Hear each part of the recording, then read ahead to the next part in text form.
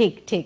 তা আমি একটু আমাদের যারা মিউজিশিয়ান দাদা বন্ধুরা আছেন সকলের সঙ্গে একটু আলাপ করিয়ে দেবো। তারাই আজ সঙ্গীতের মূর্ছনায় সবাইকে ভরিয়ে রেখেছেন। গিটারে চলে যাব আমি আগে। আমাদের সঙ্গে গিটারে রয়েছেন শ্রী অমিতাভ দত্ত।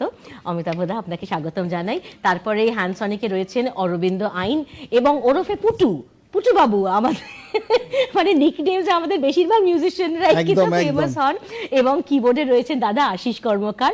আশিস দা, আপনাকে স্বাগতম জানাই। এবং তবলায় রয়েছেন শ্রী সুভাষ ভট্ট।